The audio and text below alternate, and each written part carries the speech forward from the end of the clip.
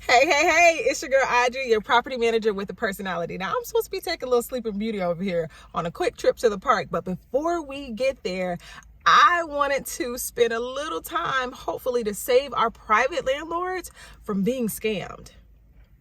Your flexibility fosters fraud. Yeah, I said that.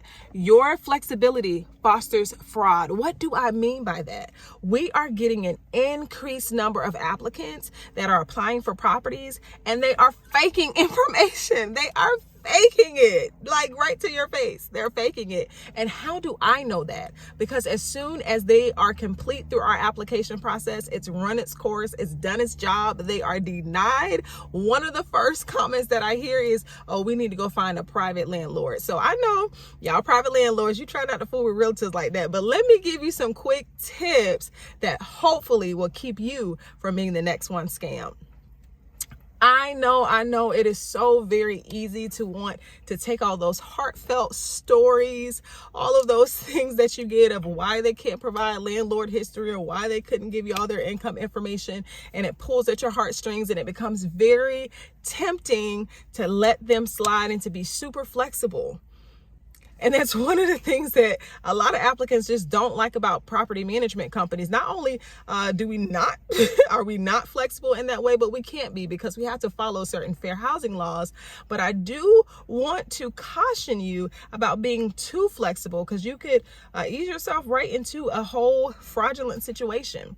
So one of the things that you want to look out for when it comes to landlord verification, now it's a little bit harder when it comes to those email addresses, especially if your particular applicant is renting from a private landlord, and they're in fact renting from a private landlord. They may actually have, a general email address or something like that, but you want to get that landlord on the phone. You want to talk to them. You want to be able to see how they respond or react in certain situations when you're asking them particular questions about their resident, right? I cannot tell you how many times somebody will get their cousin, they'll get their friend, they get, whoever to do their landlord verification for them, and it's not their actual landlord. So you may not have all the same tools that we have, but use the tools that you have available to you. Collect all the information and all the data possible that you can. Cross-reference that with their credit reports and the addresses that show up on that. Cross-reference that information with the person that you talk to.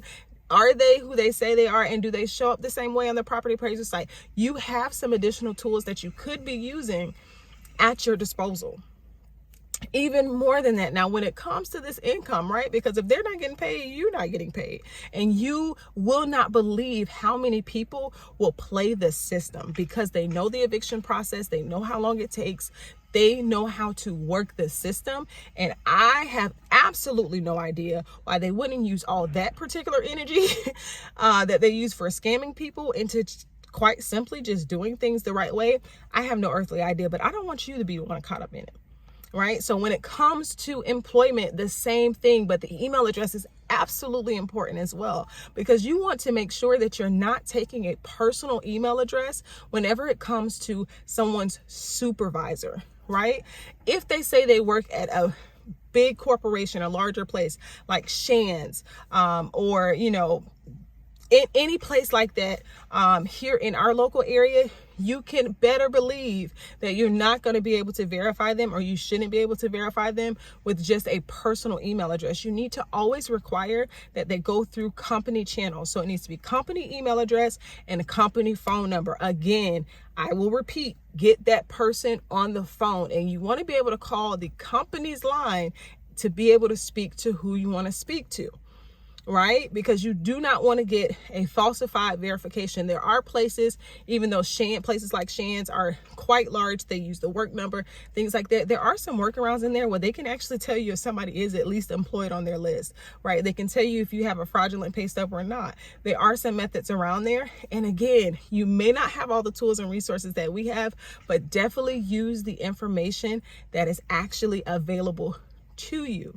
And I know, as an applicant, we get on your nerves because we're going to do our due diligence above and beyond, right? Our applicants actually have to attach their bank accounts whenever it comes to applying for a property. And that does even something greater than what we were anticipating, right? So not only does it prevent us from not renting, not only does it prevent us from renting to the wrong person, but it also allows us to actually approve the right people. In today's age where income can come from so many various methods and so many different ways, whether that be content creators, whether that be people who drive Uber or DoorDash or things like that, there's so many creative ways. Being able to connect directly to their bank account, see their spending activity. We don't get access to that information, but our verification service does. And they're able to really verify the activity on the account, what kind of income is coming in versus expenses. And then ensuring that that income is consistent over a 12-month period. And that's something that is super important in today's market and in today's climate. So you are denying the right people and you're approving the right people. So private landlords, I hope you listened up, but moral of the story, get you a property manager. I'll see y'all soon. Bye.